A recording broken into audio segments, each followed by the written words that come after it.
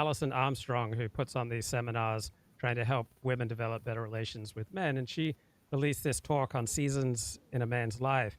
And she essentially makes the point that usually for a man from about mid 20s until about age 40, they are primarily devoted to building their kingdom, right? They're primarily devoted to establishing their place in the world.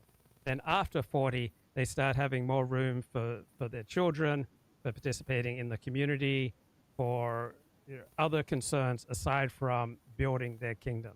Do you resonate with that as someone who's Yeah, I 32, mean, for who's me, mhm. go For ahead. me, I was I actually got, don't think I've told you this before, but but in 2016, I got a JD from the University of Chicago. I'm actually a lawyer. I don't tell people about this because my legal career, as you can imagine from switching to a PhD in history, I didn't like being a lawyer.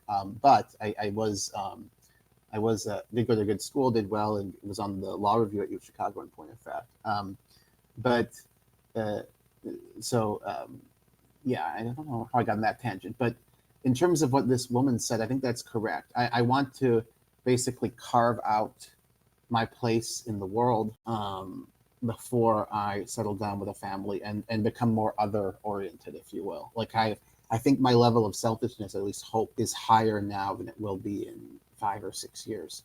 Right. When yeah. You're going to be spending almost all your efforts, your energy. For example, we only have, my dad theorized this and he accomplished 2 PhDs. He says you really can only do about 6 hours of hard intellectual labor a day.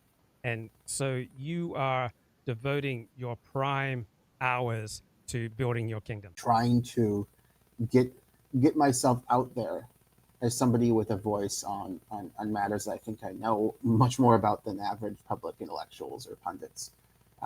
And also the hope of getting some extra money